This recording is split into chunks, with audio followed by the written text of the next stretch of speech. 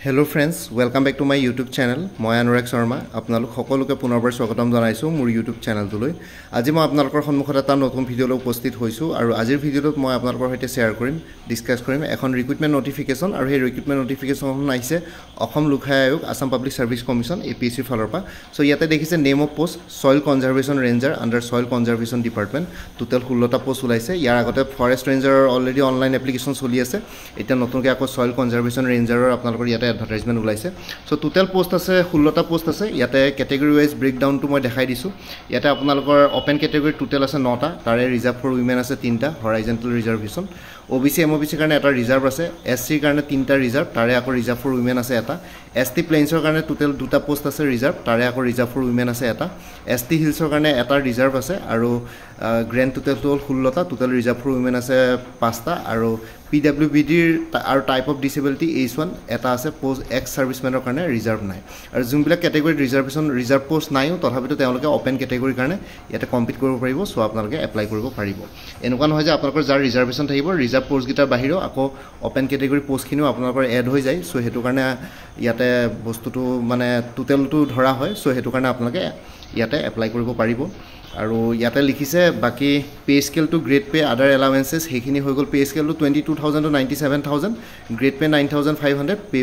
Payment 3 পৰে। ঠিক আছে, এইটো ক্লাছ টু গেজেটেড অফিচাৰ, কিন্তু ইয়াতে গ্ৰেড পেটো আপোনালোকে যদি চাই তেতিয়াহ'লে ফৰেষ্ট ৰেঞ্জাৰতকৈ অকণমান গ্ৰেড পেটো কম, কিন্তু হ'লেও এইটো ক্লাছ টু গেজেটেড অফিচাৰৰ পোষ্টে হয়।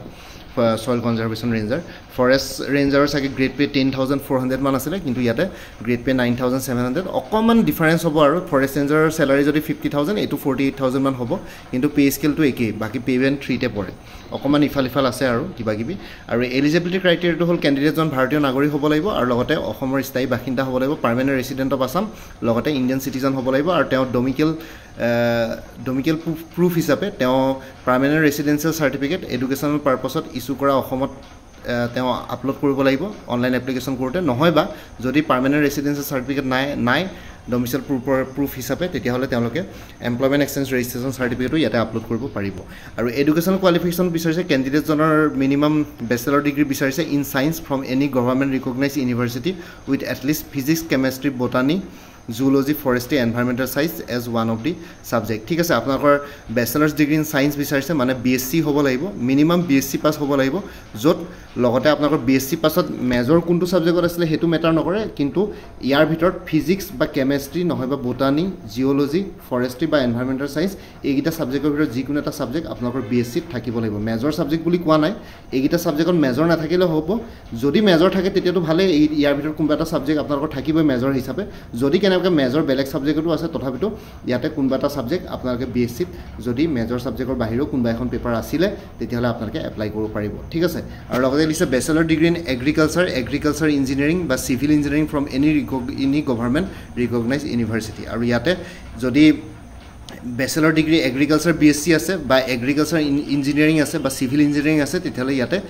এপ্লাই কৰিব পাৰিব। বাকী অন্য ইঞ্জিনিয়াৰিং ডিপাৰ্টমেণ্টবিলাকৰ এপ্লাই কৰিব নোৱাৰিব। ইয়াত ক্লিয়াৰলি লিখা আছে অকল চিভিল ইঞ্জিনিয়াৰিঙে ইয়াতে এপ্লাই কৰিব পাৰিব বা এগ্ৰিকালচাৰ ইঞ্জিনিয়াৰে এপ্লাই কৰিব পাৰিব, নহয় বা BSc এগ্ৰিকালচাৰ ইয়াতে এপ্লাই কৰিব পাৰিব। ঠিক আছে, স্কিম অফ এক্সামিনেশ্যনটো হ'ল, স্কিম অফ এক্সামিনেশ্যনটো আপোনালোকৰ ফৰেষ্ট ৰেঞ্জাৰৰ নিচিনা একেই। প্ৰথমখন হৈ গ'ল পেপাৰ 1 জেনেৰেল ষ্টাডিজ থাকিব 2 hours 100 marks। ঠিক আছে, OMR বেছ মাল্টিপল চইচ কুৱেশ্যনছ থাকিব আৰু নিগেটিভ মাৰ্কিং 0.25 এগেইনষ্ট ইচ ৰং এনচাৰ, মানে ধৰক আপোনালোকৰ যিহেতু পাৰ কুৱেশ্যন 1 marksকৈ থাকিব, যিহেতু 100 marksৰ কুৱেশ্যন পেপাৰ। চ' ইয়াতে আপোনালোকৰ নিগেটিভ মাৰ্কিং 0.25কৈ থাকিব। ইয়াতে standard of syllabus graduate level. General নলেজৰ কাৰণে ষ্টাডি মেটেৰিয়েলছ মোৰ তাত পাই যাব। ফৰেষ্ট ৰেঞ্জাৰ যোনখিনি লাগে ইয়াতো একেখিনিয়ে লাগে। চ' ফৰেষ্ট ৰেঞ্জাৰ কোনোবাই যদি কোৰ্চ লৈছিলে মোৰ পৰা জেনেৰেল নলেজ আৰু জেনেৰেল ইংলিছ সেইখিনি চালেও হ'ব, আৰু নহয় আপোনালোকে কিতাপো ফ'ল' কৰিব পাৰে, একো কথা নাই বাৰু। বাকী জেনেৰেল ইংলিছখন পেপাৰটো এখন 3 ঘণ্টাৰ পেপাৰ থাকিব। এইটো কনভেনশ্যনেল থাকিব কাৰণ এছে, প্ৰিচি ৰাইটিং, গ্ৰামাৰ সেইখিনি বস্তু ইংলিছত থাকিব। সেইখিনি বস্তু আপোনালোকে ইয়াতে এক্সট্ৰাকৈ পঢ়িব লাগিব, গ্ৰেজুৱেট লেভেলে লাগিব। বাকী পেপাৰ 3ত অপশ্যনেল ছাবজেক্ট 1 আৰু পেপাৰ 4 অপশ্যনেল ছাবজেক্ট 2 দুইখনে OMR বেছ মাল্টিপল চাইজ অবজেক্টিভ টাইপে থাকিব। অপশ্যনেল ছাবজেক্ট 2টা 200 মাৰ্ক আৰু ইয়াতে নিগেটিভ মাৰ্কিং 0.25 এগেইনষ্ট ইচ ৰং আছে। এইটো @ 0.25 কৈছে, মানে যিহেতু 200 মাৰ্কছৰ হয় পাৰ কুৱেশ্যন 2 marks। চ' কি বুলি কয় @ 0.25 মানে এটা 1 মাৰ্কৰ এগেইনষ্ট 0.25 কিন্তু ইয়াতে যদি পাৰ কুৱেশ্যন 2 মাৰ্কছে থাকে তেতিয়াহ'লে 0.25 ইনটু 2 0.50 হ'ব ঠিক আছে 0.50 হ'ব গ্ৰেজুৱেট লেভেলৰ হ'ব অপচনেল ছাবজেক্ট কিটা আৰু অপচনেল ছাবজেক্ট এনি টু ইয়াৰ ভিতৰত যিকোনো দুটা ছাবজেক্ট অপচনেল ছাবজেক্ট হিচাপে ল'ব বিচাৰি পাৰিব প্ৰথমটো হৈ গ'ল এগ্ৰিকালচাৰ অৰ এগ্ৰিকালচাৰ ইঞ্জিনিয়াৰিং অৰ হৰ্টিকালচাৰ ঠিক আছে যিকোনো এটা হয় ইয়াৰ ভিতৰত এই গোটেইকেইটা এটা ছাবজেক্ট বুলি ধৰা হৈছে ছেকেণ্ডটো হৈ গ'ল বটানী তাৰপিছত chemistry physics, geology, forestry, environmental science আৰু civil engineering এইগিটাই no candidate shall be allowed to take more than one subject from group A that is agriculture or agriculture engineering or horticulture ঠিক আছে প্ৰথম যোনটো আছে agriculture or agriculture engineering or horticulture ইয়াৰ ভিতৰত যিকোনো এটা সাবজেক্টে আপোনালোকে ল'ব পাৰিব তাৰ বাহিৰে বাকি বিৰ পা এইছলৈকে যোনটো লিষ্ট আছে তাৰ ভিতৰত আৰু এটা সাবজেক্ট চুজ কৰিব লাগিব ঠিক আছে সো এগ্ৰিকালচাৰ কোনবা যদি এগ্ৰিকালচাৰ লয় তেতিয়াহ'লে আকৌ এগ্ৰিকালচাৰ ইঞ্জিনিয়াৰিং ল'ব নোৱাৰিব কোনবা যদি এগ্ৰিকালচাৰ ইঞ্জিনিয়াৰিং লয় হৰ্টিকালচাৰ ল'ব নোৱাৰিব কোনবা যদি হৰ্টিকালচাৰ লয় তেতিয়াহ'লে এগ্ৰিকালচাৰ ল'ব নোৱাৰিব প্ৰথম এ পইণ্টত যোনটো আছে তাৰ ভিতৰত যিকোনো এটা সাবজেক্টহে আপোনালোকে ল'ব লাগিব বাকি বিৰ পা এইছলৈকে যোনকেইটা সাবজেক্ট আছে তাৰ ভিতৰত আৰু এখন পেপাৰ ইয়াতে চুজ কৰিব লাগিব ঠিক আছে ইয়াতে ফিজিক্যাল ফিটনেছৰ কথাও কৈছে ফিজিক্যাল ফিটনেছৰ কথাটো কৈছে of sound physical and mental health and free from any infirmity which may interfere in the discharge of duties so আপোনালোকৰ মেণ্টেল হেল্থ আৰু ফিজিক্যাল হেল্থটো ভাল থাকিব লাগিব আৰু যিকোনো বেমাৰৰ পৰা ফ্ৰী হৈ থাকিব লাগিব তেতিয়াহে আপোনালোকৰ ইয়াতে ৰিক্ৰুটমেণ্ট হ'ব আৰু লগতে required to undergo medical examination before his appointment to the service medical examination এটা আণ্ডাৰগো হ'ব লাগিব ছাৰ্ভিচত এপইণ্টমেণ্ট মেডিকেল এক্সামিনেশ্যনটো অলপ মানে ষ্ট্ৰিকে হ'ব যিকোনো জেনেৰেলাইজ পোষ্টৰ নিচিনা নহয় অলপ ষ্ট্ৰিক মেডিকেল এক্সামিনেশ্যন কৰিব মেডিকেল এক্সামিনেশ্যনৰ কি চাব সেইখিনি বস্তু ইয়াতে কোৱা নাই চ' নাজানিম candidate must submit a certificate of physical test issue by the competent authority আৰু ফিজিকেল টেষ্টৰ কম্পিটেণ্ট অথৰিটিৰ পৰা ইছ্যু কৰা এখন চাৰ্টিফিকেটো তেওঁলোকে ছাবমিট কৰিব লাগিব ঠিক আছে সেইখিনি পিছত হ'ব প্ৰথমতেতো ৰিটেন এক্সামিনেশ্যন হৈ যাব বাৰু বাকি হাইট আৰু চেষ্টৰ কথা ইয়াতে কৈ আছে মেলৰ কাৰণে হাইট 155 নৰ্মেল 84 এক্সপানশ্যন প্লাছ 05 মানে 89 ফিমেলৰ কাৰণে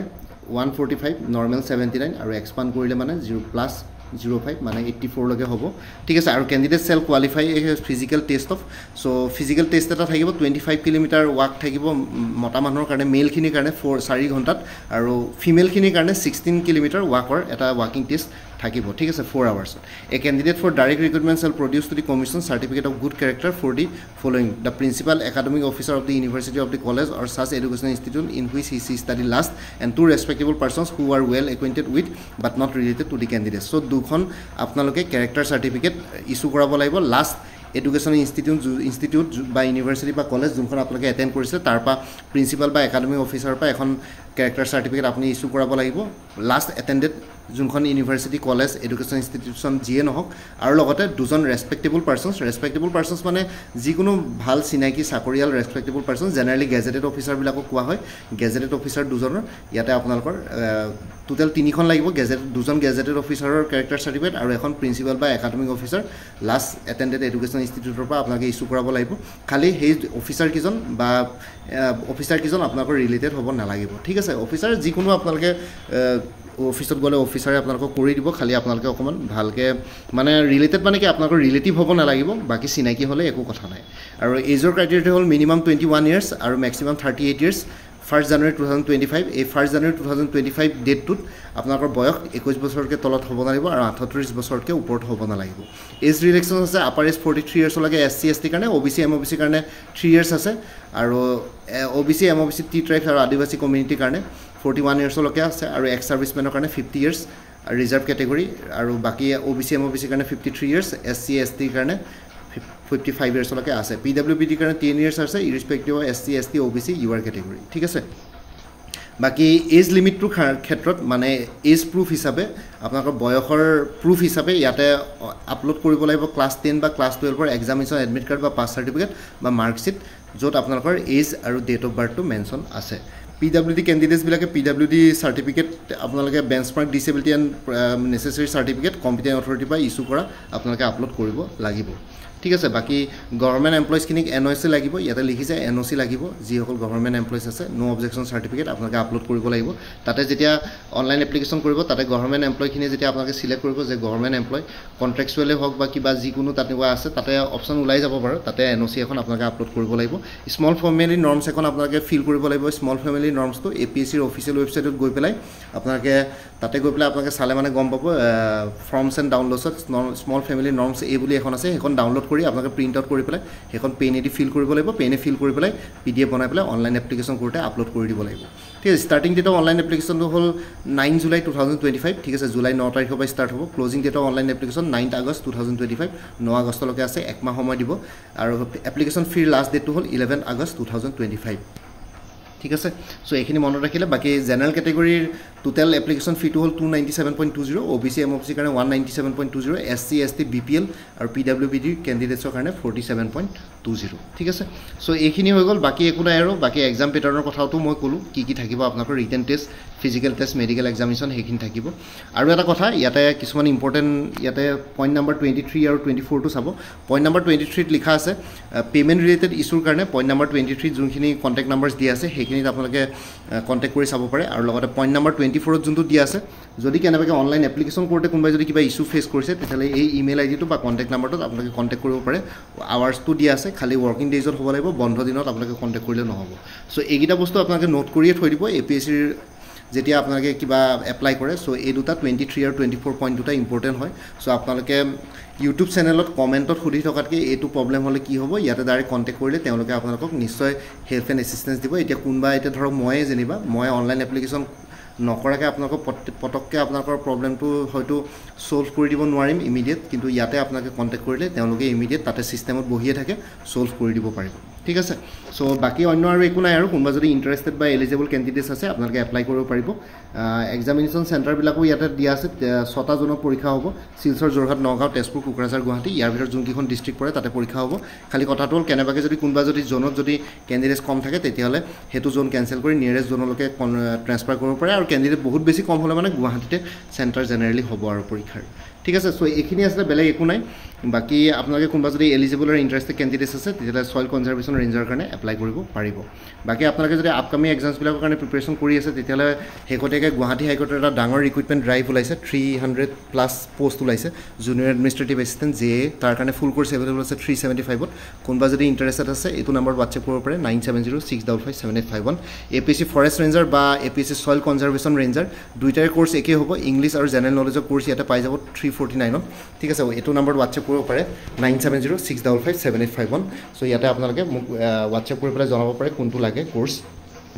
লগতে কাৰেণ্ট এফেয়াৰ্ছৰ কোনোবাই যদি কোৰ্চ ল'ব বিচাৰে ল'ব পাৰে 99 ৰুপিছত এভেইলেবল আছে 2024 ফুল ইয়েৰ 2025 জুনলৈকে কভাৰ কৰা হৈছে জুলাই মাহটো কমপ্লিট হোৱাৰ পিছত আগষ্টত জুলাই মাহৰো পাই যাব ইয়াতে হোৱাটছএপ কৰিব পাৰে এইটো নম্বৰত সো মান্থ ৱাইজ আছে APSC জুনিয়ৰ ডেভেলপমেণ্ট অফিচাৰ ফুল কোৰ্চ এভেইলেবল আছে 299ত এইটো নম্বৰত হোৱাটছএপ কৰিব পাৰে 9706557851ত APSC জুনিয়ৰ এডমিনিষ্ট্ৰেটিভ এছিষ্টেণ্টৰ ফুল কোৰ্চ এভেইলেবল আছে 349ত পৰীক্ষা পৰহিলে আছে সানডে সো ইয়াতে এইটো নম্বৰত হোৱাটছএপ কৰিব পাৰে 9706557851ত লাষ্ট মিনিট ৰিভিজনৰ কাৰণে ADRE 3.0 ফুল কোৰ্চ এভেইলেবল আছে 300ত এইটো নম্বৰ হোৱাটছএপ কৰিব পাৰে 9706557851ত APSC ইন্সপেক্টৰ অফ ষ্টেটিষ্টিক্সৰ ফুল কোৰ্চ এভেইলেবল আছে পেপাৰ অন ইংলিছ আৰু paper two current affairs mathematics আৰু ৰিজনিং এইটো নম্বৰ হোৱাটছএপ কৰিব পাৰে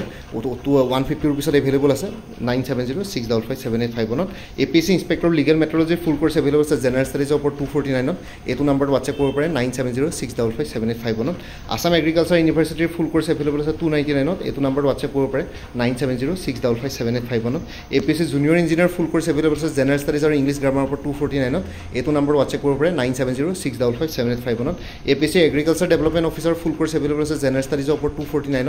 এইটো নম্বৰ হোৱাটছএপ কৰিব পাৰে 9706557851 আপোনালোকে মোৰ পৰা কোৰ্চ ল'লে আপডেটেড কাৰেণ্ট এফেয়াৰ্ছবিলাক লাইফ টাইম পাই দিব তাৰ কাৰণে কোনো ফাৰ্ডাৰ পে'মেণ্ট কৰিব নালাগে জাষ্ট প্ৰত্যেক মাহৰ ষ্টাৰ্টিঙতে বা বিগিনিঙতে এটা ৰিমাইণ্ডাৰ মেছেজ দিলে হ'ল যে প্ৰিভিয়াছ মান্থ কাৰেণ্ট এফেয়াৰ্ছ লাগে মই লগে লগে শ্বেয়াৰ কৰি দিম লাষ্ট মান্থ বা প্ৰিভিয়াছ মান্থৰ আৰু কোনোবা যদি ইণ্টাৰেষ্টেড কেণ্ডিডেট আছে এইটো নম্বৰ হোৱাটছএপ কৰিব 9706557851 মই আপোনালোকৰ কোৰ্চৰ কণ্টেণ্টছখিনি শ্বেয়াৰ কৰিম লগতে পে'মেণ্টৰ লিংক দিম পে'মেণ্ট কৰাৰ লগে লগে গোটেই কোৰ্চটো নিজৰ হোৱাটছএপত PDF ফৰ্মেটত পাই যাব ঠিক আছে কোৰ্চসমূহ PDF ফৰ্মেটত এভেইলেবল আছে আৰু লগতে